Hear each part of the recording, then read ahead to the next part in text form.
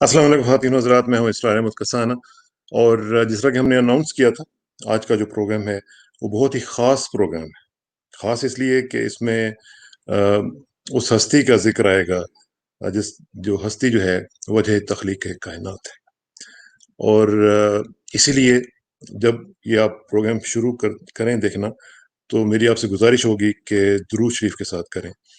दुरूद शरीफ ज़रूर पढ़ा करें, वैसे भी पढ़ा करें, लेकिन आज के प्रोग्राम में तो ख़ास तौर पे दुरूद जो है वो पढ़ा करें। और ये जो प्रोग्राम है, इसमें हमने चूँकि बहुत दफ़ा ज़िक्र करना है नबी करीम सल्लल्लाहु अलैहि वसल्लम की ज़ात का, उनके इल्म का, उनके मर्तबे का, तो ये फिर कहीं गुस्ताखी ना हो जाए कि हम उनका ज़िक्र करें और उनका दुरूद शरीफ ना पढ़ें। तो ये जो आज का प्रोग्राम है, ये ख़ास तौर पर तरतीब दिया गया है और इंशाअल्लाह ये आज पहला प्रोग्राम है और इसके बाद आप कई प्रोग्राम्स देखेंगे। हमारे दोस्त डॉक्टर नाज़िर साहब हमारे साथ आज हैं मौजूद। आपको मालूम है कि तिब्ब नबवी के हवाले से उनका एक बड़ा बैकग्राउंड है। अभी मैं आपसे उनका तारुफ़ करवाऊँगा तो पता चलेगा आपको कि उनका जो एजुकेशनल बैकग्राउंड है और उनका जो पर्सनल बैकग्राउंड है वो किस तरह का है। लेकिन ये एक चीज़ मैं आपको बता दूँ कि इस्लाम जो है ये मुकम्मल ज़ाब्ता-ए-हयात है। और जब हम मुकम्मल की बात करते हैं तो कुरान पाक की एक आयत है, उदखुलू फिस्सिल्म काफ़्फ़ा, कि इस्लाम में पूरे के पूरे दाखिल हो जाओ। हर चीज़ जो है उसका इहाता इस्लाम में मौजूद है। इस्लाम उसको कवर करता है, इस्लाम उसको टैकल करता है। तो इस लिहाज से इसकी बहुत इंपॉर्टेंस है कि हम हर चीज़ में जो हमारा मरकज़ है वो है इस्लाम, और उसकी तरफ हम बढ़ें और उससे हम अपनी जो मुनाजात हैं, उसकी अपनी हमारी जो तकालीफ हैं, उनके हल के लिए हम उससे राब्ता करें। तो इसी हवाले से आज हमने आज का जो प्रोग्राम है तरतीब दिया है और चलते हैं। मैं आपका तारुफ करवाता हूँ डॉक्टर नाज़िर हुसैन साहब के साथ, जो कि तिब्ब नबी के माशाल्लाह बहुत बड़ा नाम है। और मैं आपको ये बता दूं कि कई सालों से ये पाकिस्तान में टीवी के ऊपर, मेरा जो पहले चैनल था AR वाई, उसके ऊपर भी काम कर चुके हुए हैं इस हवाले से। और फिर इसके साथ-साथ हेल्थ टीवी के ऊपर भी इन्होंने हज़ारों प्रोग्राम्स किए हैं। और साथ ही साथ जो इनका बैकग्राउंड है, ये मैं आपसे गुज़ारिश करूँगा कि वो खुद आपको बताएँगे, लेकिन ये कई साल जो हैं, तकरीबन मेरा ख़्याल है 25-26 साल ऑस्ट्रिया में रहे हैं। तो इसलिए इनका जो कॉम्बिनेशन है ईस्ट एंड वेस्ट का, उसका भी आज ज़रा तज़िया करने की कोशिश करेंगे। तो डॉक्टर साहब बहुत-बहुत शुक्रिया। मैं आपका पर्सनली बहुत मशकूर हूँ और मैं अपने व्यूअर्स के बिहाफ़ पे भी आपका बहुत मशकूर हूँ कि आपने टाइम दिया। सबसे पहले तो हमें अपना तारुफ़ करवा दीजिए, क्योंकि मैं तो आपका तारुफ़ करवाने के काबिल नहीं हूँ। तो आप खुद तारुफ़ करवाइए कि आपका बैकग्राउंड क्या है, आपका एजुकेशन बैकग्राउंड और तिब्ब नबवी के हवाले से आपका बैकग्राउंड जी, प्लीज़। बिस्मिल्लाहिर्रहमानिर्रहीम। मोहतरम नाज़रीन और सामीन और इसरार हसाना साहब, अस्सलाम वालेकुम व रहमतुल्लाह। मैं बेहद मसरूर वालेकुम हूँ कि अस्सलाम। इसरार कसाना अनलिमिटेड इस चैनल से मुझे अल्लाह ताला ने ये मौका दिया कि इसरार कसाना साहब के ज़रिए से नबी करीम सल्लल्लाहु अलैहि वसल्लम के उलूम में से एक ख़ास इल्म तिब्बे नबवी सल्लल्लाहु अलैहि वसल्लम पर गुफ्तगू करें। मैं मैट्रिक के बाद पाकिस्तान से हॉलैंड चला गया। वहाँ तमाम तालीम वग़ैरह मुकम्मल करता हुआ मैंने पीएचडी डॉक्टरेट की हर्बल साइंसेज़ में मिलानो यूनिवर्सिटी इटली से। मिलानो यूनिवर्सिटी इटली इस हवाले से भी दुनिया में शोहरत रखती है कि वहाँ से बहुत बड़े-बड़े नामवर साइंसदान उस यूनिवर्सिटी ने मुतारिफ़ कराए। मार्कोनी वग़ैरह इन हज़रात का बहुत हिस्सा है, जिन्होंने रेडियो इजाद किया, और इन्हीं हज़रात ने इस मिलानो यूनिवर्सिटी का संग बुनियाद भी रखा। और अ, मार्कोनी खुद भी मिलानो के करीब ही रिहाइश थी उनकी।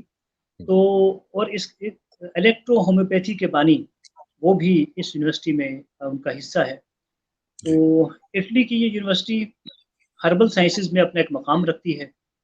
जब मैं वहाँ डॉक्टरेट कर रहा था 1995 में, तो मैंने कुछ ऐसे हर्ब्स देखे जिन पे रिसर्च की जा रही थी कि टर्मिनल स्टेज अगर इंसान पर आ जाए किसी भी डिसीज़ में, किसी भी डिसऑर्डर में, तो चंद हर्ब्स ऐसे दुनिया में मौजूद हैं जहाँ उसे इस्तेमाल करके वहाँ से इंसान की सेहत की तरफ वापसी मुमकिन हो सकती है। तो मैंने ये देखा कि इनमें से कुछ हर्ब्स ऐसे हैं जो शायद मैं पाकिस्तान में देख चुका हूँ, मैं इन्हें जानता हूँ। फिर उस कुछ अरसे बाद, चंद साल के बाद मेरा पाकिस्तान आना हुआ, तो मैं वो हर्ब्स लेकर आया। तो मेरे वालिद साहब वो भी जर्नलिस्ट थे और हर्ब्स के हवाले से उनकी एक अपनी एक तहकीक और हकीम सईद के साथियों में से थे। तो उन्होंने कहा कि ये वो हर्ब्स हैं जिनका तज़किरा अहादीस में है। उसमें कुश्तशीरी थी और हब्बुर रिशाद था, कलौंजी तो आम फ़हम है, और मुर मक्की थी और सना मक्की वगैरह। तो नबी करीम सल्लल्लाहु अलैहि वसल्लम ने इरशाद फरमाया सना मक्की के बारे में, जिसका मफ़हूम है कि अगर मौत से कोई चीज़ बचा सकती है तो वो सना है। तो मिलानो यूनिवर्सिटी में सना को ख़ास मौजू बनाया गया, कलौंजी को साथ सुभान रखा अल्लाह। गया और किस्ते शीरी को साथ रखा गया, अबू रिशाद वगैरह।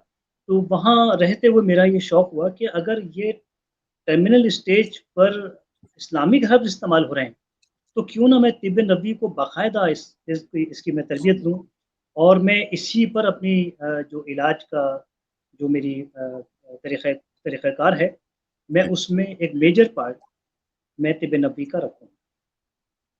तो वहाँ इस तरह से अल्हम्दुलिल्लाह डॉक्टरेट मुकम्मल हुई, तो साथ ही ऑस्ट्रिया है इटली के, तो जी। मुझे ऑस्ट्रिया के एक कैंसर हॉस्पिटल ने मुझे हायर किया, मुझे मौका दिया और मैंने वहाँ तकरीबन 17 साल मैंने वहाँ गुज़ारे। वो यूरोप का जो सबसे बड़ा ग्लेशियर है, वो ऑस्ट्रिया के शहर इंसब्रुक में है अच्छा, और इंसब्रुक वहाँ पर कैंसर का एक हॉस्पिटल है, स्टुबर्टाइल पुल्मोनरी हॉस्पिटल है, बहुत मशहूर है पूरी जी, दुनिया में। वहाँ 17 साल मेरे गुज़रे और इस तरह मुझे मौका मिला इन हर्ब्स को वहाँ इस्तेमाल करने का। माशाअल्लाह। फिर ये सब करने के बाद आज से 7 साल पहले मुझे पाकिस्तान आना हुआ और मेरा दिल चाहा कि मैं चंद साल अपने वालिदैन के साथ गुज़ारूँ। तो माशाअल्लाह डॉक्टर आसिम साहब ज़ाउद्दीन हॉस्पिटल जी, के जी। बानी भी हैं और बहुत उनका काम है पाकिस्तान में हर्बल और साथ ही एलोपैथिक मेडिसिन्स। उन्होंने एक हेल्थ टीवी का आगाज़ किया और मुझे कहा कि तुम बहुत बात करते हो इस इस्लामिक मेडिसिन पर, इस्लामिक मेडिकल साइंस पर। मेरे टीवी पर आकर ये सब लोगों को सिखाओ, लोगों को बताओ पाकिस्तानियों को, क्योंकि ये लोग हेल्थ से और ये हेल्थ कॉन्शियस नहीं है। तो हाँ, अल्हम्दुलिल्लाह वो अच्छा, प्रोग्राम शुरू किया अल्लाह ताला के, चूँकि नबी सल्लल्लाहु अलैहि वसल्लम की बात जहाँ भी की जाएगी, वो तो बरफ़ाना अल्लाह का बेशक, ज़िक्र होता है और क्या अल्लाह ताला बात! उसकी गूँज पूरी कायनात में। और यही इस प्रोग्राम के साथ हुआ कि मैंने तक़रीबन 850 प्रोग्राम लाइव शोज़ किए। ये पाकिस्तान में माशाअल्लाह, सबसे ज़्यादा लाइव शोज़ थे और सुभान तिब्ब नबवी में इसरार कसाना साहब और नाज़रीन, मैं एक बात बताना चाहूँगा जी, कि तिब्ब नबवी बाकी दुनिया की जितनी मेडिकल साइंसेज़ हैं, हर्बल साइंसेज़ हैं, हेल्थ साइंसेज़ हैं, वो आपको बीमार होने के बाद गाइड कर रही हैं। हाँ, लेकिन तबीब आज़म सल्लल्लाहु अलैहि वसल्लम की ये मेडिकल साइंस आपको बीमार ही नहीं होने दे रही। वाह, वाह! वो सारे सुभान तरीके, जैसे कि अभी आपने प्रोग्राम के आगाज़ में बहुत खूब कहा कि मफ़हूम है कि पूरे के पूरे इस्लाम में दाखिल हो जाओ। इससे बेशक, इसके उसको आसान, थोड़ा-सा मैं उसको और आसान करता हूँ। आपको ज़िंदगी में कोई भी मसला आए, आप इस्लाम से पूछें इसका हल क्या है? वाह! इस्लाम उसका हल आपको पेश कर देगा। ये है कि कहीं भी जाकर सवाल करने के बजाय आप इस्लाम से पूछें कि मुझे ये मसला दरपेश है, मैं क्या करें? मुआशी और आइली जो मसाइल हैं उनके अलावा मैं हेल्थ पे बात करूँगा कि एक शख़्स का लीवर ट्रांसप्लांट होना है, हुँ, इस स्टेज पे आ चुका है। क्रोनिक लीवर डिज़ीज़ के इस स्टेज पे आ चुका है कि अब उसका लीवर ट्रांसप्लांट होना है। अब वो इस्लाम के पास आए और कहे कि मैं लीवर ट्रांसप्लांट नहीं करना चाहता। अब मुझे बताएँ, मैं पूरा इस्लाम में दाखिल होना चाहता हूँ, मुझे बताएँ इसका हल क्या है? इस्लाम के पास उसका भी हल मौजूद है। सुभान अल्लाह, एक शख़्स ये कहता है कि मुझे जो मायोकार्डियक और दूसरे हार्ट के इश्यूज़ हैं, हार्ट अटैक हो रहा है मुझे बार-बार, मुझे इससे बचाइए, इस्लाम आपको उसका हल पेश करेगा। किसी के किडनी डायलिसिस हो रहे हैं, तो इसरार कसाना साहब उसको वो इस्लाम वहाँ से भी उसको वापस लेकर आएगा। ये इस्लाम की मेडिकल साइंस का एक कमाल है। क्या बात है! इस्लाम इस्लाम दरअसल ऐसी तालीमात दे रहा है और ये जो कह रहा है इस्लाम के पूरे इस्लाम में दाखिल हो जाए। इस्लाम क्या चीज़ है? सलामती। यहाँ सलामती हर चीज़ से होगी, बीमारियों से भी, अमराज से भी और मुआशी मसाइल से भी और जो आइली मसाइल हैं उनसे भी होगी, इंशाल्लाह दुनिया की भी होगी और आखिरत की भी होगी। हर लिहाज से हमें एक तहफ़्फ़ुज़ और एक पनाह मिलती है इस्लाम की आगोश में खुद को डाल देने से। अब अब ये एक इसका एक मैं सबूत एक देना चाहूँगा कि पूरी इंसानी तारीख जो हमें मालूम है वो 10,000 साल की है। 10,000 साल पहले के इंसान के बारे में हमें मालूमात है, उससे पहले हम नहीं जानते। इस पूरी 10,000 साल में चंद साल ऐसे गुजरे हैं इंसानों पर कि एक बस्ती है और उस बस्ती में तकरीबन 50,000 मुसलमान मौजूद हैं और कई साल तक एक भी मुसलमान बीमार नहीं हो रहा। और इस बात को मैं नहीं कह रहा, ऑस्ट्रिया के प्रोफेसर फान गॉल्ट, बहुत बड़ा नाम है, वो कहते हैं कि ये इंसानी तारीख में ऐसा हुआ कि एक जैसे अमराज के हवाले से एक वक्फा आ गया और कई साल तक कोई शख्स बीमार नहीं हो रहा। और ये थी मदीना की बस्ती। मदीना की इस बस्ती में जब साहबा कराम ने, जिनकी तादाद तकरीबन 50,000 से ज़्यादा थी, उन उन्होंने उस ज़िंदगी को अपना लिया और अपने आप को इस्लाम के मुकम्मल हवाले कर दिया। तो इस्लाम ने सबसे पहला उन्हें तोहफ़ा क्या दिया कि उस बस्ती के, उस शहर के चारों तरफ लोग अमराज में मुब्तला हैं, लेकिन उस बस्ती के अंदर जो लोग रह रहे हैं वो डिजीज़ फ्री हैं, वो डिसऑर्डर फ्री हो गए। इसका सबूत क्या था कि उस दौर में एक बहुत बड़ा साइंटिस्ट, रिसर्चर, हारिस बिन कल्दा, ये वो नाम था कि जैसे आज हम पाकिस्तान में हकीम सईद का नाम लें या हम किसी बहुत बड़े साइंसदान आइंस्टाइन वगैरह का नाम लें, उस मायार का ये शख्स था। और दुनिया के बड़े-बड़े जो बादशाह थे और बहुत अच्छे खाते-पीते लोग उस दौर के, वो इन साहब से इलाज करवाया करते थे और ये एक रॉयल तबीब थे। इन्होंने शोहरत सुनी कि कोई इस्लाम मज़हब आया है और उसने कोई हेल्थ प्रोग्राम दिया है, जो कि बहुत ही मौसर है। तो इन्होंने मदीना में अपना, मदीना के बाहर एक बस्ती है, तकरीबन 15 किलोमीटर बाहर, इन्होंने वहाँ पर अपना क्लिनिक किया, अपना मतब किया। और अ, इनका जो कि नाम बहुत बड़ा था, अचानक चारों तरफ से अरब के जो काफ़िले थे वो पहुँचना शुरू हो गए, बीमारियाँ। लेकिन इन्होंने 1 माह तक वहाँ क्लिनिक किया और ये महसूस किया कि सब मेरे पास आ चुके हैं, यहूदी भी, ईसाई भी, बुत परस्त भी, सब लोग, लेकिन मुसलमान मेरे पास नहीं आ रहे। तो इन्हें इस बात की तशवीश हुई, लोगों से पूछा, उन्होंने कहा कि भई वो तो नफ़रत इस कदर करते हैं, उनको अलग कर दिया गया है, वो हमारे साथ मिक्स अप नहीं होते, लेकिन ये कि आप उनके नबी के पास जाके ये कंप्लेन कर सकते हैं। तो हारिस बिन कल्दा ये शिकायत लेकर नबी करीम सल्लल्लाहु अलैहि वसल्लम के दरबार में हाज़िर होते हैं और वहाँ दोज़ानों बैठ के कहते हैं कि या रसूलल्लाह, मैं एक यहूदी हूँ, इसलिए आपके मुसलमान मेरे पास इलाज के लिए नहीं आ रहे। ये मफ़हूम है इस वाक़े का। और उनका कहना ये था कि मैं तो इतना बड़ा तबीब हूँ कि रोमन एम्पायर और ईरानी जो बादशाह हैं, मैं तो उनका तबीब हूँ। तो इन्होंने वहाँ बैठकर ये शिकायत की। तो नबी करीम सल्लल्लाहु अलैहि वसल्लम ने इंसानी सेहत की तारीख़ का एक बेहतरीन जुमला कहा, जिसको यूरोप में इस वाक़े को बहुत अहमियत दी जाती है। और मेडिकल की जो बुक्स हैं उसमें और मेडिकल की जो क्लासेस जब होती हैं उसमें बयान किया जाता है। नबी करीम सल्लल्लाहु अलैहि वसल्लम ने बहुत उम्दा इरशाद फरमाया। उन्होंने कहा कि मफ़हूम है, उन्होंने कहा कि हारिस, ये बात नहीं कि चूँकि मेरे साहबा ये मुसलमान हैं और तुम यहूदी हो, ये फ़र्क है, ऐसा कुछ नहीं है। बात ये है कि मेरे सहाबा उस वक़्त खाना खाते हैं जब इनको भूख लगती है और अभी इनकी भूख बाकी होती है, ये खाना छोड़ देते हैं। वाह वाह। तो हारिस बिन कल्दा के बारे में ये आता है कि वो जहाँ बैठा था वहीं बैठा रह गया। उसने कहा कि मैंने पूरी ज़िंदगी गुज़ारी है हेल्थ के हवाले से, सेहत और तबीब और इलाज, मुआलजा, लेकिन ये एक जुमला आपका सारे इंसानों को हर मर्ज़ से बचा सकता है। अच्छा, आज हम जानते हैं। हम्म, अच्छा, उसके बाद ये हुआ कि हारिस बिन कल्दा, जो उसका ये उसूल था कि वो 2 माह यहाँ है, 4 माह वहाँ। उसके बाद सारी ज़िंदगी उसने नबी करीम सल्लल्लाहु अलैहि वसल्लम से तिब सीखते हुए गुज़ारी। वाह। वो वहीं रहा। यहाँ तक हुआ कि बावजूद वो यहूदी थे या उनके बारे में कुछ लोगों ने कहा कि वो मुसलमान भी हो गए थे आखिर में। लेकिन जितनी ग़ज़वात होते थे और जहाँ-जहाँ काफ़िले जाते थे, वो बड़े शौक से साथ जाया करते थे, क्योंकि उनको ये पता था कि किसी भी लम्हे कोई भी तरकीब की बात मुझे सीखने को मिल सकती है। वाह। तो अब आज हम जानते हैं, अब हम इस उसूल को ले लें कि तिब्बे नबवी कहाँ से शुरू हो रही है कि जब भूख लगे, जब खाना खाया जाए। अभी भूख बाकी हो, खाना छोड़ दिया जाए। आज की मॉडर्न ज़ुबान में हम इसे क्या कहते हैं? ऑटो ऑटोफेजिया। ऑटोफेजिया को इंसानी अमराज से बचने का सबसे बड़ा ज़रिया बताया गया।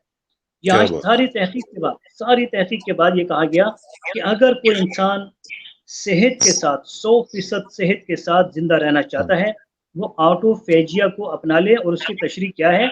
जब भूख लगे खाना खाए, भूख बाकी हो, खाना छोड़ दे। छोड़ दे। ऑटोफेजिया ओह! क्या है कि अगर मुझे 2 रोटी की भूख थी, यानी मुझे 200 कैलोरीज़ की भूख थी, मैंने 150 कैलोरी खा ली। मैंने जो खाना खाया वो 150 कैलोरी का था। अब हाँ, हमारा जिस्म क्या करेगा कि 50 कैलोरीज़ तो जिस्म को चाहिए, हर सूरत में चाहिए। हुँ, वो हमारे जिस्म में ये देखेगा कि कहाँ ऐसी कोई जैसे खानों में कुछ ज़हर चला जाता है, उसने उसको स्टोर किया होता है। एक्स्ट्रा कोलेस्ट्रॉल होता है, वो उसको स्टोर किया होता है। एक्स्ट्रा शुगर्स जो प्रोसेस हाँ, में होती हैं वहाँ और इसी तरह से मुख्तलिफ़ किस्म की चीज़ें इम्प्योरिटीज़ हमारी बॉडी में मौजूद होती हैं। वो 50 कैलोरीज़ उनको खाकर हासिल करता है। हुँ, अगर क्या बैक्टीरिया वायरस मौजूद है, वो बैक्टीरिया वायरस खाना शुरू कर देगा क्योंकि उसको 200 कैलोरीज़ पूरी करनी है। हाँ, अब इसमें इसका नतीजा क्या होगा जब आपकी आदत ये होगी कि आप रोज़ाना हर खाने में 200 की बजाय 150 कैलोरीज़ या 400 की बजाय 350 कैलोरीज़ खा रहे हैं, 50 कैलोरीज़ ऑटोफेजिया हो रहा है। नबी हुँ, करीम सल्लल्लाहु अलैहि वसल्लम ने इस चीज़ की निशानदेही की, सहाबा कराम को जो तरबियत दी, ये दी कि ऑटोफेजिया अपनी ज़िंदगी में हर वक़्त 24 घंटे ऑन रहे। वाह, अब वाह! हमारा जिस्म हमारे जिस्म में मौजूद हमारा जो ब्रेन है क्योंकि ये सिस्टम ब्रेन के तहत होता है, हमारे ब्रेन को हर चीज़ की कैलकुलेशन है कि मैंने नी जॉइंट्स में क्या चीज़ स्टोर की है, फिंगर जॉइंट्स में क्या स्टोर किया है, जो कैविटी है एब्डोमेन की मैंने इसमें क्या स्टोर किया हुआ है, उसको एक-एक चीज़ का पता है। अब वो 50 कैलोरीज़ या अगर आप और मज़ीद कम कर देंगे तो 100 कैलोरीज़ पूरी करने के लिए उन इम्प्योरिटीज़ को, उन ज़हरों को खाना शुरू कर देगा और हुँ, एक दिन आपका जिस्म हर ज़हर से और हर किस्म के अमराज से पाक हो जाएगा। सुभान अल्लाह, सुभान तो अल्लाह। अगर कोई शख्स ये चाहता है कि सेहत के साथ ज़िंदा रहे, तो उसको इस हदीस पर अमल करना होगा।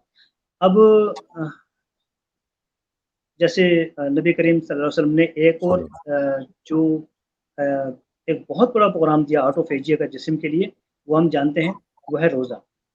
जी हाँ, रोज़े में जब हम सहरी करते हैं, तो 12 बजे तक, 1 बजे तक तो जो कुछ खाया होता है उसकी एनर्जी काम करती है। फिर वहाँ से शुरू होता है अमल ऑटोफेजिया का। 12 बजे से शाम 6, 7, 8, 9 बजे तक जिस्म के अंदर मौजूद तमाम इम्प्योरिटीज़ को, तमाम वायरस को, बैक्टीरिया को, ज़हरों को जिस्म इस्तेमाल करता है एज़ एनर्जी। तो हमारा जिस्म इसीलिए कहते हैं रमज़ान का अच्छा वो उसको बर्न करता है। ऐसा नहीं कि वो इस्तेमाल हुँ, कैसे करता है, उसको जलाकर इस्तेमाल करता है क्योंकि एनर्जी जला के इस्तेमाल की जाती है और आप देखें रोज़ा रमज़ान का मतलब भी यही है जलाने वाला। बेशक, तो बेशक, रमज़ान यानी कि जिस्म के अंदर मौजूद चीज़ों को जलाकर इंसानी जिस्म को साफ़ करने का अमल ये रोज़ा और रमज़ान कहलाता है। तो आम रमज़ान के अलावा नबी सल्लल्लाहु अलैहि वसल्लम ने ये बाकायदा सुभान अल्लाह, ताकीद की और नबी की ताकीद हमारे लिए हुक्म का दर्जा रखती है कि हर पीर, हर जुमेरात का रोज़ा रखो, वाह! ताकि हर 3 दिन के बाद जो 3 दिन तक जमा हुआ है जिस्म में, वो रोज़े के दौरान ऑटोफेजिया में इस्तेमाल हो जाएगा।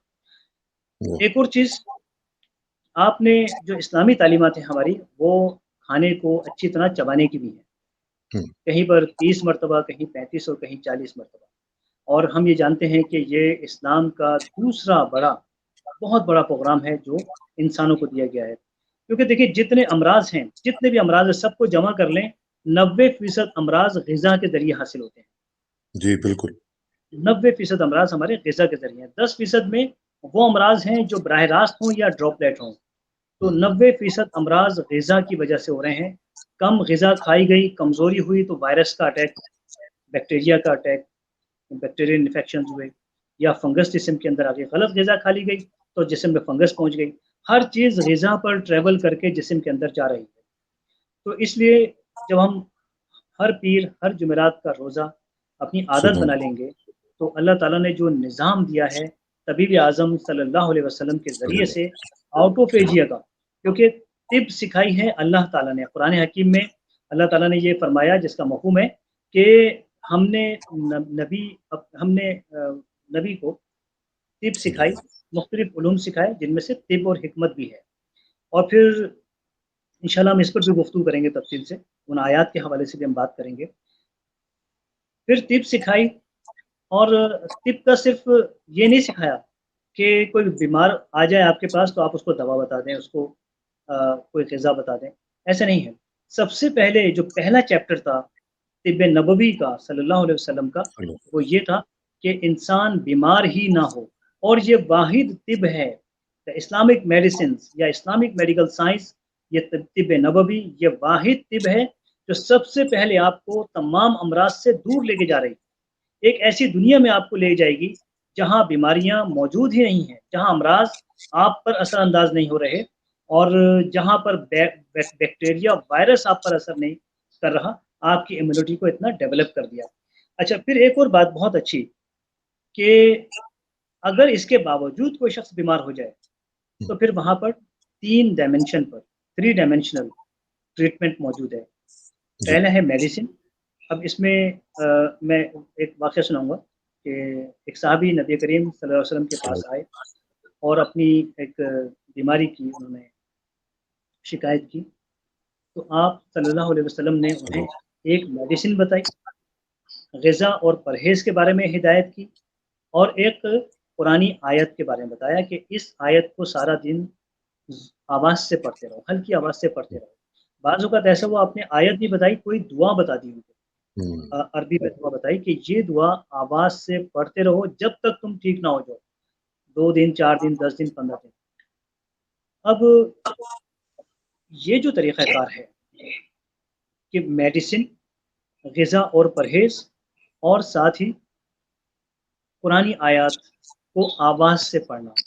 अब हम आवाज़ से पढ़ने से हम शुरू करते हैं। साउंड वेव थेरेपी हुँ, पूरे अमेरिका में है, पूरे यूरोप में है। यूरोप में बिल्कुल तो है। बहुत ज़्यादा है। यूरोप में ऑस्ट्रिया के अंदर एक-एक शहर में कई-कई क्लिनिक्स हैं, क्योंकि साइकोलॉजी के इश्यूज़ बहुत ज़्यादा हैं हमारे ऑस्ट्रिया में सही, और करीब ही इटली और जर्मनी है, स्विट्ज़रलैंड भी साथ ही है। ये एक बहुत ज़्यादा नफ्सियाती अमराज़ के हवाले से ये ममालिक मशहूर हैं। तो वहाँ ठीक। साउंड वेव थेरेपी है। साउंड वेव थेरेपी क्या होती है कि एक शख्स 10 साल से नहीं सोया, हुँ, लेकिन वो साउंड वेव थेरेपी क्लिनिक में गया, उसको एक ख़ास रूम में बिठा दिया गया, एक हेडसेट लगा दिया गया उसको और या एक डिवाइस लगा दी गई। उसमें कुदरती आवाज़ों को इस तरह तरतीब दिया गया, ऐसे कंपाइल किया गया कि वो एक खूबसूरत सा म्यूज़िक बन गया। अब वो हुँ, शख्स जो 10 साल से नहीं सोया, मैं उस क्लिनिक में रह चुका हूँ, मैंने ये देखा कि वो 15 मिनट में वो शख्स सो गया। अच्छा, ये है साउंड वेव थेरेपी, ये है साउंड वेव थेरेपी क्लिनिक्स। मुझे नहीं मालूम कि अमेरिका में ये कैसे काम कर रहे हैं, लेकिन हुँ, यूरोप में इनके शानदार रिज़ल्ट्स हैं। अच्छा, अब नबी करीम सल्लल्लाहु अलैहि वसल्लम ने हुँ, सबसे पहले वो एक थ्योरी दी कि किस तरह से मरीज़ खुद को क्योर करे। अब जितने भी आयात नबी सल्लल्लाहु अलैहि वसल्लम ने हुँ, मरीज़ों को बताई, सहाबा कराम को बताई, उनको कंपाइल किया गया और वो पुरानी आयात जिनके बारे में कहा गया है कि ये शिफ़ा का दर्जा रखती हैं और मेडिसिन का दर्जा रखती हैं। देखिए, पुरानी आयात को जब ये कहा जाए कि ये शिफ़ा है, तो शिफ़ा होती है मेडिसिन से। तो वो आयात जो हमें दुनिया और आखिरत में मुख्तलिफ़ मसाइल से, मुख्तलिफ़ अक़ाइद के हवाले से वो गाइड कर रही हैं। कब्र के अंदर क्या होने वाला है उसके हवाले से गाइड कर रही हैं, आखिरत में क्या होगा, क़यामत हुँ, में क्या होगा, अल्लाह ताला क्या चाहता है। वो सारी आयात जब मुसलमान बीमार होता है, अचानक सब की सब दवा बन जाती हैं और मुसलमान क्या के बात लिए शिफ़ा बन जाती हैं, जैसे कि सूरह यूनुस में अल्लाह ताला ने इरशाद फरमाया। बेशक, तो जब कोई शख्स बीमार हो, तो उन आयात को सुनना शुरू कर दे और मुझे उम्मीद है कि बड़े से बड़ा मर्ज़ चंद हफ्तों में ख़त्म हो जाता है। बेशक।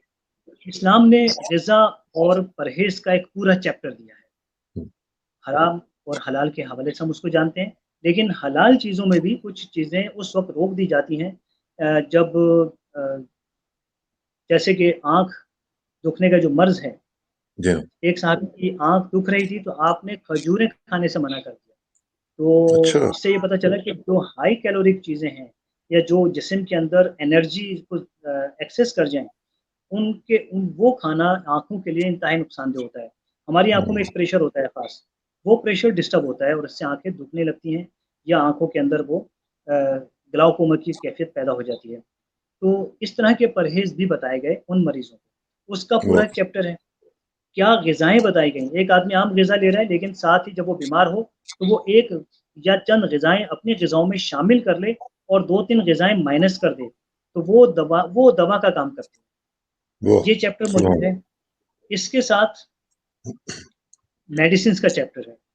जैसे कि मैंने शुरू में अर्ज़ किया कि किस्ते-शीरी किसी भी किस्म का वायरस हो, देखिए दुनिया में जो सबसे ताकतवर वायरस है, वो लेप्रोसी का है, जज़ाम का, कोढ़ का। उससे ज़्यादा ताकतवर वायरस आज तक ज़मीन पर ठीक। नहीं आया। किस्ते-शीरी को उस वायरस के खिलाफ इस्तेमाल किया और फिर उसकी हेल्प के लिए ज़ैतून का तेल इस्तेमाल किया गया वाह! और साथ ही फिर मेथी दाने को इस्तेमाल किया, हब्बुर रिशात को इस्तेमाल किया। अब ये तक़रीबन 17 जड़ी-बूटियाँ हैं, 17 प्लांट्स हैं, जो तिब्ब नबवी सल्लल्लाहु अलैहि वसल्लम में पाई जाती हैं। सल्लल्लाहु अब लोग ये सुभान कहते हैं कि तमाम चीज़ें तो अल्लाह ताला ने पैदा की हैं, हम बाकी चीज़ों की तरफ क्यों ना जाएँ? तो ऐसा है कि जैसे अ, मैं अमेरिका की बात करूँगा, अमेरिका में सारे इंसान अल्लाह ने पैदा किए, लेकिन सारे इंसान सदर और वज़ीर-ए-आज़म नहीं बनते। वो हुँ, मखसूस लोग होते हैं, मखसूस लोग। अपने-अपने इदारों के डायरेक्टर, एक चपरासी ये कहे कि मैं भी तो इंसान हूँ, मुझे भी डायरेक्टर बना दो, ऐसा नहीं। तमाम इंसानों की अलग-अलग सलाहियतें हैं। इसी तरह जड़ी-बूटियाँ सब की सब अल्लाह ने पैदा की हैं, लेकिन उनमें से चंद मुमताज़ हैं, बिल्कुल अलग प्रॉपर्टीज़ रखती हैं और हुँ, वो उन्होंने नबी करीम सल्लल्लाहु अलैहि वसल्लम को सिखाई और सल्लल्लाहु आज हम जानते हैं कि अगर किसी शख़्स के टॉन्सिल्स का सर्जरी होने वाली हो, आप सर्जरी से 1 घंटा पहले ये किस्ते-शीरी उसको चटाना शुरू कर दें, उसको खिलाना शुरू कर दें, तो वो सर्जरी की इमरजेंसी से बाहर आ जाए। सुभान और अल्लाह! अगर चंद क्या दिन बात खिला है। दी जाए तो टॉन्सिल्स क्योर हो जाएँगे। तो इंशाल्लाह हम इस पर बात करेंगे और साथ ही अच्छा, अच्छा तिब्बे डॉक्टर नबवी में साहब एक चीज़, जी, आपने आपने अभी लेप्रोसी का ज़िक्र किया और मुझे याद है कि आपने एक दफ़ा मुझे बताया था कि लेप्रोसी के हवाले से जो आप सल्लल्लाहु अलैहि वसल्लम की हदीस है कि आप उससे फासले में रखो, 2 तीर के हिसाब से अपना फासला रखो। तो ये जो आजकल हम सोशल डिस्टेंसिंग कर रहे हैं, ये तो जी, बिल्कुल। 1500 साल पहले नबी करीम सल्लल्लाहु अलैहि वसल्लम ने बता दी थी। बिल्कुल, देखिए इसको हम कहते हैं करंतना करना और सोशल डिस्टेंसिंग करना। ये सबसे पहले ये इजाद किया नबी करीम सल्लल्लाहु अलैहि वसल्लम ने। बुखारी में, मुस्लिम में और इब्न माजा में और मुवत्ता इमाम मालिक में इसके बाकायदा इसकी ताकीद मौजूद है। अच्छा हम इसरार करसाना सा हम बहुत आसानी से ये कह देते हैं कि ये तो सबसे पहले हमने इजाद किया, हुँ, या सबसे पहले नबी सल्लल्लाहु अलैहि वसल्लम ने ये बात कही। सल्लल्लाहु हम अक्सर ये कहते नज़र आते हैं। लेकिन गैर मुस्लिम हमसे कहते हैं कि अच्छा सबूत क्या है? या कुछ मुसलमान भी कहते हैं अच्छा भाई क्या सबूत है कि करंतना आपने इजाद किया? तो इसका इसका तरीका ये है कि हम देखें किसी भी साइंटिस्ट, रिसर्चर और मुहक्किक की बात को लिया जाता है उसकी किताबों से।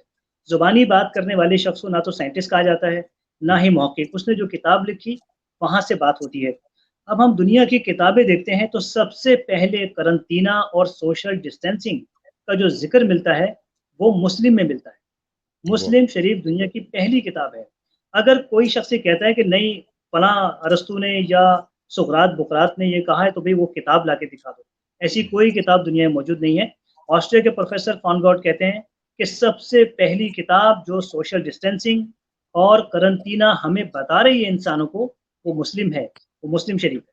वहाँ से इंसानों को इल्म हुआ कि नबी करीम सल्लल्लाहु अलैहि वसल्लम ने इरशाद फरमाया है, जिसका मफ़हूम है कि जहाँ बीमारी हो वहाँ ना जाओ और अगर तुम वहाँ मौजूद हो तो वहाँ से बाहर ना निकलो। अगर तुम किसी कोढ़ी से बात करो, जज़्ज़ाम वाले से जो कि वायरल एक इन्फेक्शन है, तो उससे उसके और अपने दरमियान 2 से 3 तीर का फ़ासला रखो, 1 तीर कम से कम 3 फीट का होता है। तो 3 फीट इतना का। ये जो डिस्टेंस आज हमें दे रहे हैं, आपने बहुत अच्छी बात याद दिला दी। ये जो हाँ, डिस्टेंस है हमें कहा जा रहा है कि 2-3 फीट, 4 फीट का फ़ासला, जबकि इस्लाम हमें 6-7 फीट के फ़ासले पर रख रहा है किसी इन्फेक्टेड शख्स से। तो ये जो क्या सोशल बात डिस्टेंसिंग है, ये इस्लामिक है। ये नज़रिया इस्लाम ने इंसानों को दिया है और नबी करीम सल्लल्लाहु अलैहि वसल्लम ने ये सल्लल्लाहु इंसानों को दिया है। इसकी एक वजह है, अगर कोई शख्स जिसको वायरस या कोई वायरल इन्फेक्शन है, अगर वो छींकता है, तो उसकी छींक इतनी ज़ोरदार हो सकती है कि वो 3-4 फीट तक तो मार्क जा कर सकती सकती है। है। या अगर हम रेडियस में लें, तो भी 4-5 फीट। लेकिन अगर कोई शख्स 6 फीट और 7 फीट के फासले पर मौजूद है, वो उसकी खाँसी से, उसकी छींक से हुँ, महफूज़ रहेगा। तो क्या इसलिए ये बात! सोशल डिस्टेंसिंग हमारे अगर हम ये सोशल डिस्टेंसिंग करें, तो हम ये ज़हन में रख लें कि ये मेडिकल साइंस तो कह रही है, अच्छी बात है, लेकिन ये नबी सल्लल्लाहु अलैहि वसल्लम ने फरमाया है। चलो, इस चलो तरह आपने हमें एक आपने हदीस शुरू पे में अमल जिस का तरह मौका ज़िक्र मिले। किया था, आपने ज़िक्र किया था हर्ब्स का और नबातात। अब देखिए ना, जिस तरह हमने रिसर्च में भी देखा है कि हर इलाके में उस इलाके के लोगों के लिए उसके मौसम के हिसाब से अल्लाह ताला ने नबातात उगा दी हैं और उसका इलाज वहाँ पे रख दिया गया है। अब हुआ ये कि जिस तरह आपने फरमाया शुरू में कि हम लोग जो हमारा जो मरकज़ था, हम मरकज़ गुरेज़ हो गए क्योंकि ज़ाहिर है कि हम लोग तीरे की ये खिरत कह लें या नैरंगी ये ज़मान कह लें, कुछ भी कह लें, लेकिन हम लोग उस मरकज़ से दूर होते चले गए। तो आज हम जो आपको लाए हैं बड़ी मुश्किल से, उसमें हमारी गुज़ारिश आपसे भी यही होगी और लोगों से भी यही होगी कि अपने मरकज़ की तरफ वापस लौटें। और डॉक्टर साहब जिस तरह फरमा रहे हैं, ये जो हमारा जिस तरह हमने कुरान पाक की आयत बताई कि उदखुलू फिस्सिल्म काफ़ा, हर चीज़ का इलाज मौजूद है। सिर्फ ये है कि आपको उस तरफ बढ़ना पड़ेगा, आपको उसकी तरफ रुजू करना पड़ेगा। क्यों डॉक्टर साहब? बिल्कुल। और जैसे कि मैंने बताया कि इस्लाम से जिस चीज़ का हल पूछा जाएगा, इस्लाम उसका हल देगा। जो सवाल किया जाएगा, वहाँ से जवाब आएगा। कुरान की आयत और अहादीस मुबारका आपके हर सवाल का जवाब हैं। ये तमाम जवाबात देने के बाद फिर ऐलान किया गया कि अब दीन में पूरे दाखिल हो जाओ, क्योंकि दुनिया के हर मसले का, आखिरत के हर मसले का जवाब तुम्हें सिखा दिया गया है। हमारे नबी को सिखा दिया गया है, उन्होंने असहाब को सिखाया है, और इस तरह ये आम कर दिया गया इंसानों के। तो इसरार कसाना साहब, मैं अब मुबारकबाद देना भूल गया आपको। मैं आपको मुबारकबाद देता हूँ इतने अच्छे चैनल के लिए, और इतने अच्छे आपने इस शो का आगाज़ किया माशाल्लाह। आपका वैसे भी एक नाम है, पाकिस्तान अल्लाह में खैर। तो बहुत माशाल्लाह आपको अल्लाह अल्लाह ताला ने बड़ा नाम दिया हुआ है। और अल्लाह आपकी अल्लाह काबिशें सहाफ़त के नाम तो हवाले से इतना।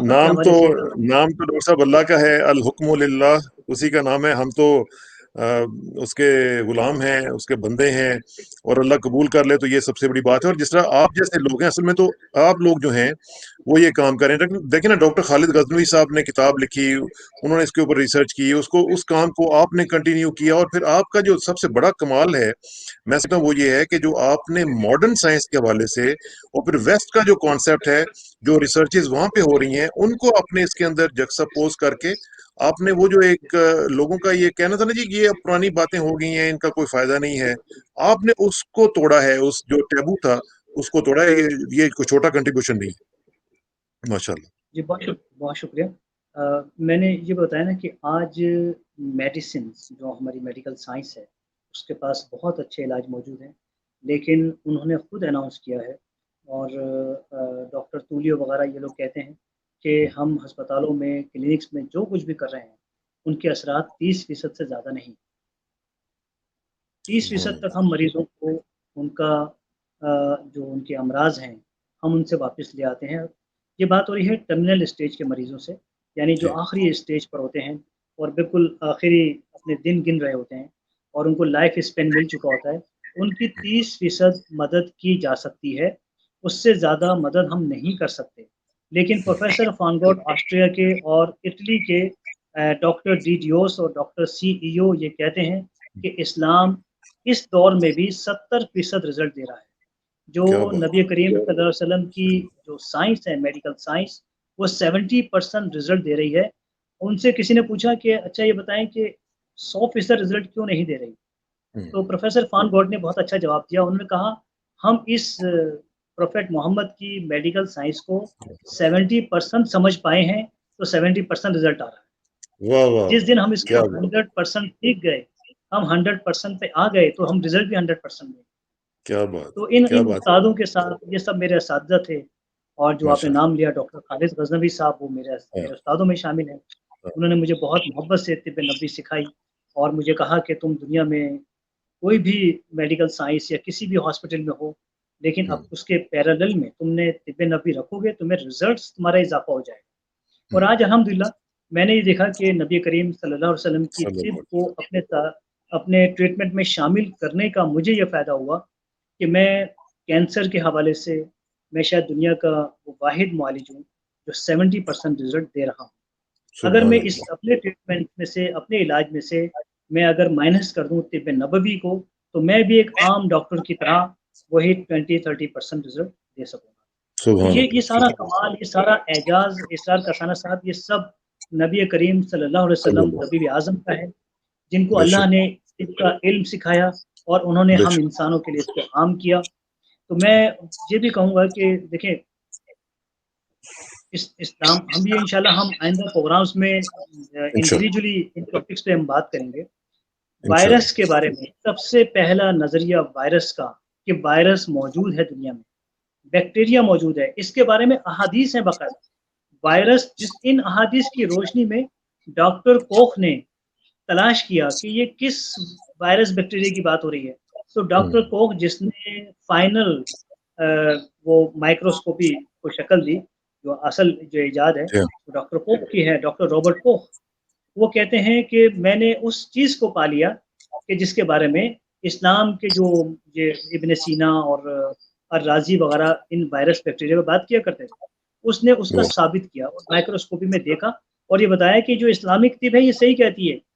ये जो लेप्रोसी है, जज़ाम है, ताउन है और दीगर इन्फ्लुएंज़ा वगैरह, ये कोई आसमानी आफ़ात और जिन्नात की हुँ, वजह से नहीं है। ये वायरस बैक्टीरिया की वजह से है, मुसलमान सही कह रहे हैं। डॉक्टर कोख हुँ, ने उसकी तस्दीक कर दी। अच्छा, वाह! इसके बारे में अहादीस मौजूद थी कि वायरस होता है और बैक्टीरिया होता है। ये जो मॉडर्न नज़रिया है, ये तो तिब्बे नबवी सल्लल्लाहु अलैहि वसल्लम से आया है। तो इस तरह से इन हम इंशाल्लाह आइंदा प्रोग्राम्स में उन अहादीस को सामने लाएँगे कि जिनमें ये बताया जा रहा है कि वायरस होता है और वायरस कौन-सी खराबियाँ पैदा करता है। दूसरा, बैक्टीरिया के बारे में बताया जा रहा है और बैक्टीरिया कौन से अमराज़ पैदा करता है, ये बताया जा रहा है। वाह! एक और चीज़ का तज़किरा है अहादीस में, वो है फंगस का। जैसे आज हम फंगस को जानते हैं और हम जानते हैं कि जी। मोर देन 60% कैंसर के केसेज़ में हमें कैंडिडा फंगस से हमारा वास्ता पड़ता है, मरीज़ों को। हुँ, और जैसे कि डॉक्टर तूलियो आपके अमेरिका की हैं, वो इटालियन हैं लेकिन अमेरिका में बहुत अरसे से हुँ, रहाइश पज़ीर हैं। उन्होंने कैंसर का वो दुनिया में सबसे ज़्यादा कैंसर ट्रीट करने वाले, उसका इलाज करने वाले मुआलिज हैं। हुँ, और उन्होंने कहा कि मैंने इसे फंगस के तौर पर लिया और वो कामयाब हुए। इस्लाम इन तीनों चीज़ों पर बात कर रहा है और फंगस, बैक्टीरिया, वायरस के नतीजे में होने वाले अमराज से बात कर रहा है। उनसे कैसे बचना है, ये ताकीद कर रहा सुभान है और अगर उसका शिकार हो जाएँ तो वापिस सेहत की दुनिया में कैसे आना है। मुकम्मल पैकेज, मुकम्मल जो वाह! नॉलेज है, वो इस्लाम की मौजूद है, ताकीद मौजूद है अहादीस में और कुरानी आयात में। एक और चीज़ डॉक्टर कोख के हवाले से मैं बात करूँगा। आज मैं जी, चाह रहा हूँ कि कुछ तिब्बे नबवी का मुकम्मल एक तारुफ़ हो जाए कि बिल्कुल, इसमें हम बिल्कुल। किस पर किन बातों पर गुफ्तगू करेंगे इंशाल्लाह आइंदा। देखिए, इसलिए आज हम तन गोश हैं जनाब, बिल्कुल। अच्छा, माशाल्लाह अमेरिका में रहकर भी आपकी उर्दू माशाल्लाह कनाडा में अच्छी है। कनाडा में, इस वक़्त कनाडा में, कनाडा में सॉरी, हूँ। आप कनाडा में हैं, जी बिल्कुल। हाँ, अच्छा, डॉक्टर कोख के एक साथी थे, वो लेप्रोसी पर तहकीक कर रहे थे। जी। तो उन्होंने जब लेप्रोसी के वायरस को अपनी खुर्दबीन में, अपनी माइक्रोस्कोपी में रखा, तो तक़रीबन 7वाँ या 8वाँ दिन था कि उन्होंने खौफ़ज़दा होकर माइक्रोस्कोपी बंद कर दी और साथ के जो साथी थे उन्होंने महसूस किया, उन्होंने कहा कि ये क्या वजह है, तुम बहुत खौफ़ज़दा नज़र आ रहे हो। उसने कहा, हुँ, ये जो लेप्रोसी का वायरस है, मैं हैरान रह गया, मैं खुद जब देख रहा था उसको तो मुझे ऐसा लगा कि शेर सामने आ गया और मैं डर के पीछे हट गया कि ये शेर कहाँ से आ गया इसमें? ये तो मैं तो वायरस पे तहकीक कर रहा हूँ। तो मैं उसकी चेहरा, उसका जो चेहरे का ख़द-ओ-ख़ाल है, वो शेर से मिलते-जुलते हैं। यानी कि इटालियन में वो कहते हैं कि सी वेदे कोमे लियोनेसा, कि वो शेर की तरह लगता है। उसने, वो चूँकि इटालियन था, तो उसने ये हाँ, लफ़्ज़ इटालियन में कहा कि सी वेदे कोमे उन लियोनेसा, तो शेर की तरह मुझे लग रहा है। तो अब ये देखें, आज हम बात करते हैं कि हर चीज़ को साइंस के साथ प्रूफ़ करना है या नहीं करना, ये भी एक मौज़ू है। लेकिन नबी हाँ, करीम सल्लल्लाहु अलैहि वसल्लम की बुखारी की हदीस मुबारका है और इरशाद फ़रमाया, जिसका मफ़हूम है कि लेप्रोसी से, यानी जज़्ज़ाम वाले से ऐसे भागो जैसे शेर से भागते हो। ख़ैर सुभान अल्लाह। आप किसी और जानवर की भी, साँप की भी मिसाल दे सकते थे ना, शेर तो होता ही नहीं अरब में, हाँ, वो तो कहीं हाँ, दूर दराज़ कहीं लेकिन आप कह सकते थे जैसे कोबरा से भागते हो, जैसे साँप से या अज़दे से भागते हो। आपने कहा नहीं, जैसे शेर से भागते हो। सुभान इसका अल्लाह, मतलब क्या है सुभान। कि अल्लाह ताला ने आपको जज़्ज़ाम का जो वायरस है, आप सल्लल्लाहु अलैहि वसल्लम की निगाहें उसको भी देखती थी, कि वो शेर से सुभान अल्लाह, मिलता-जुलता है। क्या तो बात! ये है तिब नबवी, ये तिब नबवी है, ये वो तिब नबवी है जो जिसने इस कायनात को तख्लीक किया। नबी करीम सल्लल्लाहु अलैहि वसल्लम की सल्लल्लाहु खूबसूरत तख्लीक की, हमें तख्लीक किया, एक-एक ज़र्रे को तख्लीक किया, उसी ने वायरस, अमराज़, बीमारियाँ, सेहत, जड़ी-बूटियाँ ये सब कुछ उसने तख्लीक किया है। उससे बेहतर कौन जान सकता है कि किस मर्ज़ में क्या हो रहा है और उसकी शिफ़ा वाह! कहाँ से होगी, कैसे होगी। तो इसलिए अगर हम तिब्ब नबवी सल्लल्लाहु अलैहि वसल्लम के किसी सलाम। एक्सपर्ट के हवाले अपने अमराज़ को करते हैं, तो यकीन करें ज़िंदगी की उम्मीदें आना शुरू हो जाती हैं।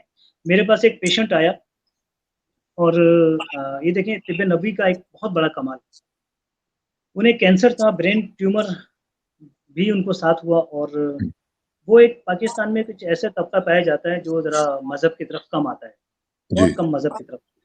बल्कि अज़ान वग़ैरह होती है तो वो उनके बारे में वो मुझे बताया करते थे कि जब अज़ान होती थी, कानों में उँगलियाँ दे लिया करते थे, कहते ये क्या मौलवी ने गाना लगा दिया। मैंने कहा कि नौज़ुबिल्लाह हुँ, वो तबका भी है पाकिस्तान में जो कभी ना मस्जिद गया, ना मस्जिद से कोई ताल्लुक, ना कुरान से ताल्लुक, लेकिन हुँ, नाम मुसलमान अल्हम्दुलिल्लाह।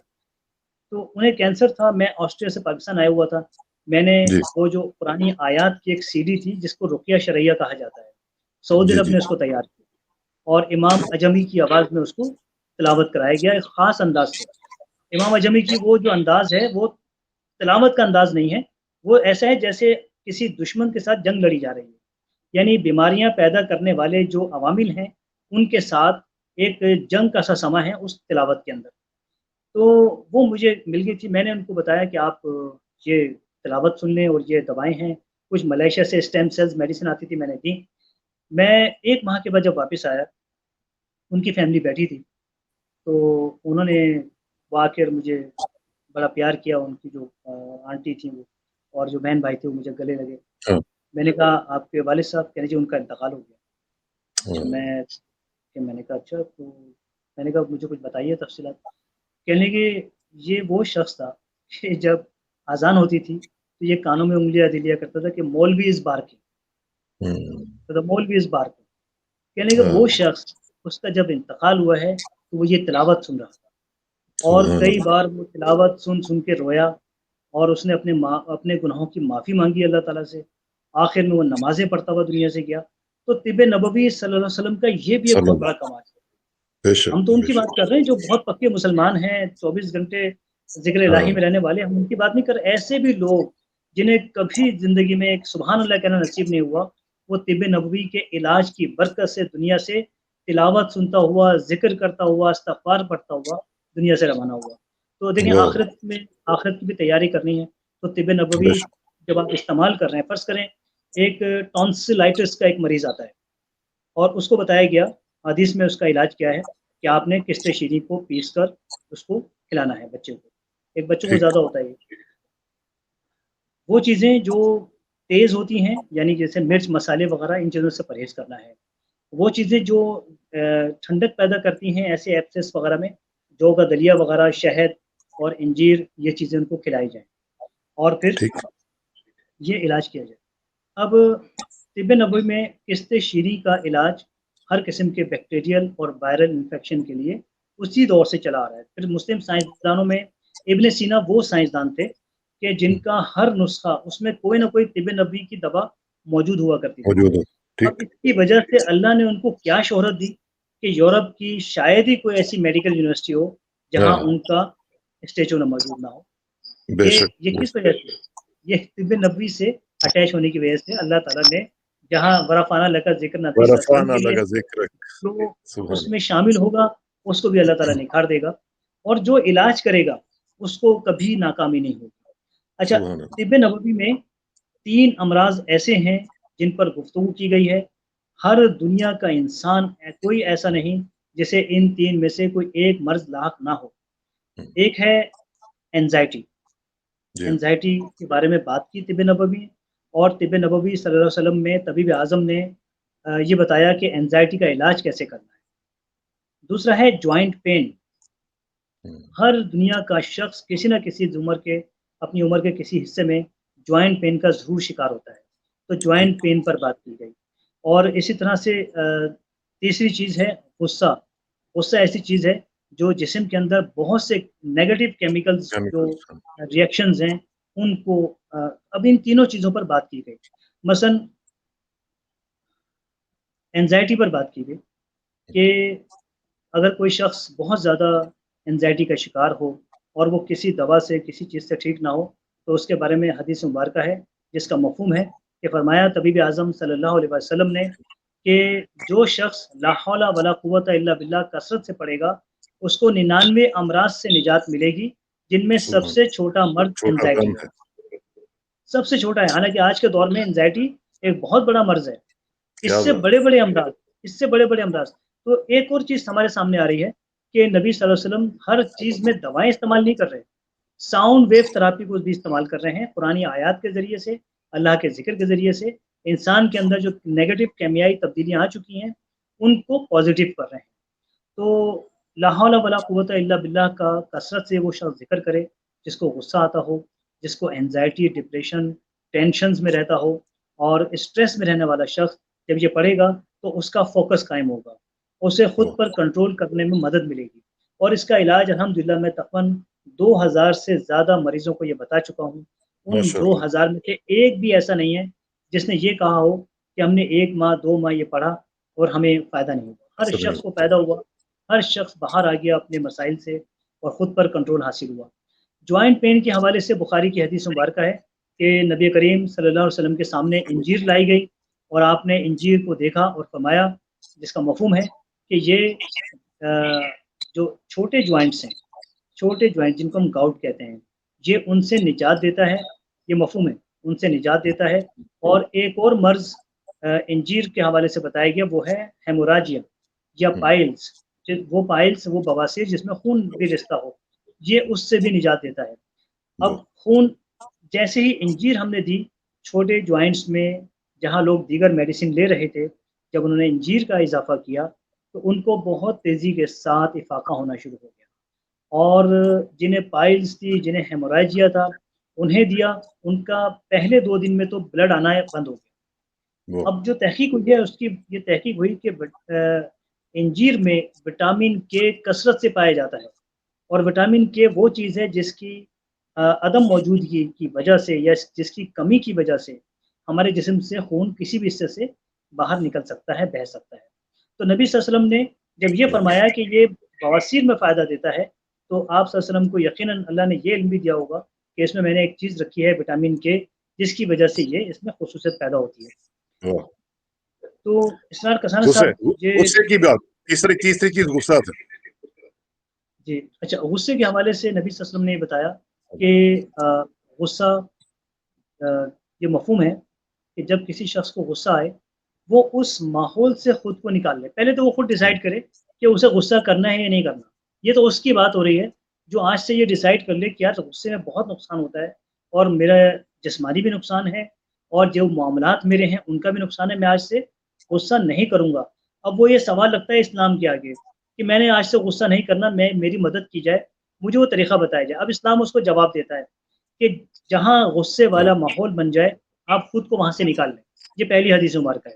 हुँ, दूसरा, अगर आप उस माहौल से नहीं निकल सकते, मोस्टली ये होता है कि हम जैसे खड़े होकर बात कर रहे हैं, तो हदीस मुबारक है कि आप वहाँ बैठ जाएँ बैठ जाएँ, बैठ जाएँ। और अगर आप हाँ, अपने घर में मौजूद हैं, किसी ऐसी जगह मौजूद हैं, तो आप बैठ भी जाएँ और कुछ देर के लिए लेट जाएँ और पुरसुकून हो जाएँ और लोगों से बातचीत बंद कर दें। ये चीज़ गुस्से को कंट्रोल करती है। फिर उन ग़िज़ाओं की निशानदेही हुई, जो इंसान को हाइपर कर सकती हैं।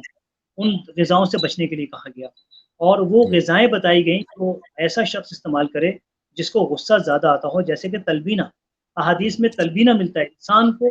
आप यकीन करें मैंने मुझे कुछ गुस्सा आ जाया करता था कभी। जब मैंने ये हदीस मुबारका पढ़ी तो मैंने तलबीना शुरू कर दिया। अच्छा तलबीना जब मैंने पहले दिन खाया, आप यकीन करें उसके ये असरात कि मैं 7-8 घंटे तक ऐसा पुरसुकून बैठा रहा, क्योंकि वो हॉस्पिटल में मरीज़ तंग करते थे, हुँ, ऑस्ट्रिया के ज़ाहिर है हर हर हाँ, जगह के आया करते थे, बहुत तंग करते थे पेशेंट और मैं इंतहा ही पुरसुकून उनके साथ डील कर रहा हूँ और 3-4 दिन बाद मेरे साथी महसूस कर रहे हैं, कह रहे हैं तुम इतने पुरसुकून। वो तलबीना का ऐसा असर कि वो आपको गुस्से की तरफ या गुस्से वाले जो वो मे बी एंजाइम्स होते हैं, वो उस तरफ नहीं आने दे रहा। सही तो फिर बात मैंने है। ये दूसरे अपने दोस्तों को बताया कि यार जी मैं ये इस्तेमाल कर रहा हूँ आजकल। कई लोगों ने इस्तेमाल किया, तो तलबीना का अच्छा जी, इस्तेमाल अपने साथ रखा जाए। ये भी है। और ये फरजाना सिद्दीकी साहिबा ने पूछा है कि कुछ शुगर के बारे में बताएं जी जरा। हाँ, देखिए देखिए शुगर, कुछ अमराज़ ऐसे हैं जो मुसलमान के अमराज़ नहीं हैं। इनमें से शुगर एक शामिल है, दूसरा कोलेस्ट्रॉल, और तीसरा कोई भी लीवर डिसऑर्डर या स्टमक डिसऑर्डर। ये मुसलमानों के अमराज नहीं है। ये मैं नहीं कह रहा। प्रोफेसर फॉन गॉट एक हॉस्पिटल में गए वियना में, वहाँ देखा जी। एक तुर्की मुसलमान लेटा हुआ है। तो उसके पास गया, उसने कहा कि मुझे कल रात पेट में शदीद दर्द हुआ। उसने कहा कि प्रोफेसर साहब ने कहा कि तुम तो उसमें अल्सर में आए हो यहाँ पर, तुम्हें हम्म, अल्सर है, स्टोमक का अल्सर है, मैदे के ज़ख्म है तुम्हें। कहने का तुम क्या नाम है तुम्हारा? उसने कहने तुम्हारे नाम से तो लग रहा है तुम मुसलमान हो। तो वो कहते हैं फॉनगोट कहते हैं मैंने उसको ख़ास तौर से तंज़ करते हुए कहा कि मैं यकीन नहीं कर सकता कि तुम मुसलमान हो, क्योंकि इस्लाम वो तरीक़ा हयात दे रहा है सेहत का, वो प्रोग्राम दे रहा है जिसमें स्टोमक अल्सर मुसलमान को नहीं होगा, सारी दुनिया के इंसानों को हो जाएगा। यही बातें हम्म, उनकी शुगर के बारे में थी कि शुगर सारी दुनिया के इंसानों को हो सकती है, मुसलमान को शुगर नहीं हो सकती। अब इसमें हमारी कहाँ कोताहियाँ हैं, हमारी कुछ गलतियाँ हैं, सबसे पहले उनको देख लिया जाए कि खाने-पीने के औकात मुकर्रर किए जाएँ, जब भूख लगे खाना खाया जाए, अभी भूख बाकी हो, खाना छोड़ दिया जाए। छोड़िए। शुगर वालों को तो वैसे भी यही यही बात बताई जाती है ना कि बिल्कुल आप बिल्कुल। 3 वक़्त का खाना 5-6 बार खाइए, हाँ। 5-6 बार खाइए, थोड़ा-थोड़ा खाइए, ऑटोफेजिया होने दें जिस्म में ज़रा। और कोलेस्ट्रॉल वालों को भी यही कहा जाता है कि ऑटोफेजिया की तरफ जिस्म को आने दें, उस सिस्टम को ऑन होने दें बॉडी के अंदर। अब शुगर का ठीक। इलाज नबी सल्लल्लाहु अलैहि वसल्लम ने बेहतरीन बताया।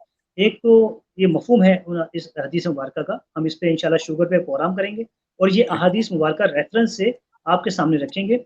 आपने फरमाया इंशाल्लाह। कि रात का खाना खाने के बाद, यानी कुछ जो मफ़हूम वो ये है कि 1 घंटे के बाद तकरीबन, रात का खाना खाने के 1 घंटे के बाद 500 कदम चल लिया जाए।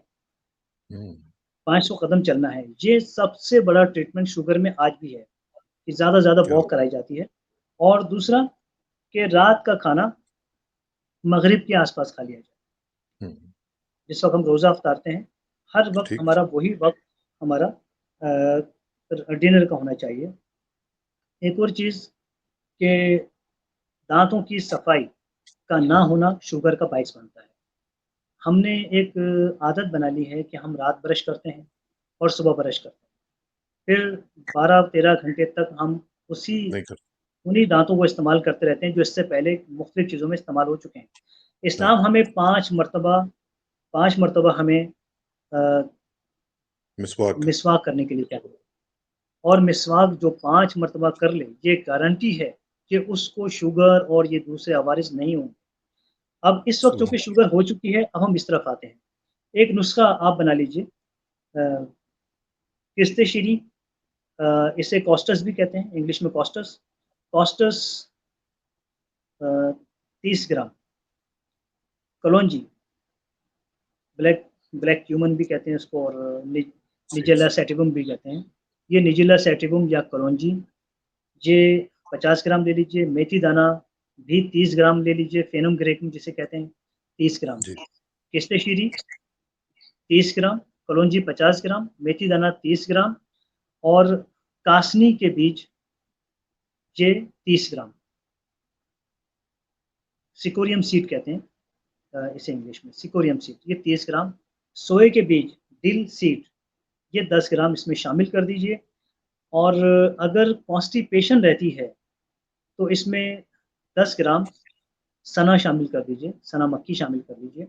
ये नुस्ख़ा मुझे नहीं मालूम अगर जहाँ आप रहते हैं, जहाँ से इन्होंने क्वेश्चन किया है, वहाँ ये तमाम चीज़ें अवेलेबल हैं या नहीं।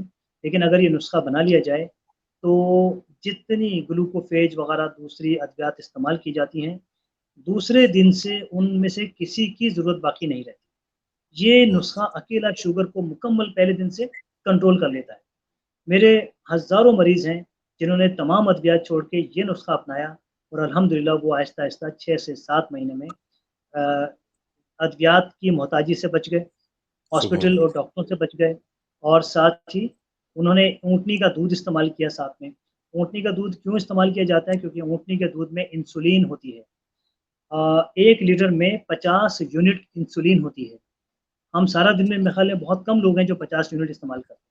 वो आपने लेकिन मुझे अगर एक दफा आपने बताया था कि आपने ऊँटनी के प्रोग्राम इतने किए कि लोगों ने अब ऊँटनियों को फॉलो करना शुरू कर दिया। वो ये हाल हुआ कि हमारे हाँ, कराची, लाहौर, पेशावर वग़ैरह इन शहरों हाँ। में, क्वेटा में ऊँटनियाँ लोग लेकर पहुँच गए क्योंकि हाँ, ऊँटनी लेकिन दूध लेकिन की डॉक्टर साहब डिमांड बढ़ गई। इसमें इसमें क्योंकि अब टाइम की किल्लत है और ये तंगी दामाने वक्त जो है हमेशा आड़े आ जाती है। लेकिन ये है कि इंशाल्लाह इसके ऊपर जैसे कि आपसे मैंने गुजारिश की थी और आपकी बड़ी मेहरबानी कि आपने इसके ऊपर एग्री किया हमारे साथ कि हम एक सीरीज जो है ये प्रोग्राम्स की करेंगे तिब नबी के हवाले से, ताकि लोगों को ना सिर्फ ये है कि कल्चर चेंज हो, उनका उनकी लाइफ का स्टाइल चेंज हो, बल्कि उनको शिफा भी मिले। और एक्चुअल जो शिफा है वो जाहिर है कि तिब नबी में ही है। तो इंशाल्लाह आपसे हम गुजारिश करते रहेंगे कि टाइम हमें देते रहा करें। हफ्ते में हम एक दफा एक ना एक टॉपिक के ऊपर आपसे जरूर इनपुट लिया करेंगे और इंशाल्लाह लोगों के साथ शेयर करते रहेंगे। जी, बिल्कुल और इंशाल्लाह हर मर्तबा हम एक टॉपिक रख लेंगे, बल्कि बिल्कुल। चूँकि शुगर बहुत ज़्यादा है, तो हाँ आइंदा जी। हफ़्ते मैं आपसे ये रिक्वेस्ट करूँगा कि हम शुगर के मौज़ू पर इंशाल्लाह ठीक है। बात करेंगे कि इंशाल्लाह। एक इंसान शुगर से बचना चाहे, उसके तरीक़े तिब-ए-नबवी में क्या हैं? अगर किसी को बिल्कुल ठीक। शुगर लाहक़ हो जाए, तो वो शुगर के मर्ज़ से बाहर जल्द से जल्द कैसे कैसे आप? आ सकता है? इसका ठीक। पूरी नॉलेज इसकी तिब-ए-नबवी सल्लल्लाहु अलैहि वसल्लम में मौजूद है। चलो। इंशाल्लाह इस पर इंशाल्लाह हम करेंगे। बात कर आपका सकते बहुत हैं। बहुत शुक्रिया। आपको मैं पर्सनली और on the behalf of my viewers जो कि बहुत सारे दुनिया में आपको देख रहे हैं, आपको उनके बिहाफ पे भी आपका बहुत शुक्रिया। और इंशाल्लाह आपसे रब्ता रहेगा। नाजरीन, आप भी दुआ में याद रखिएगा और आखिर में दुआ कि मेरी इज्जत के लिए काफ़ी है कि मैं तेरा ही बंदा हूँ, मेरे फ़ख्र के लिए काफ़ी है कि तू ही मेरा परवरदिगार है। तो बिल्कुल उसी तरह जिस तरह मैं चाहता हूँ, मुझे भी उसी तरह बना दे जिस तरह तू चाहता है। स्पुरदम बतोमाए खेशरा तू दानी हिसाब कम बेशरा। मुझे इसरार को डॉक्टर नाजिर हुसैन साहब के साथ इजाजत दीजिए। जल्दी मुलाकात होगी इंशाल्लाह। अल्लाह हाफिज़।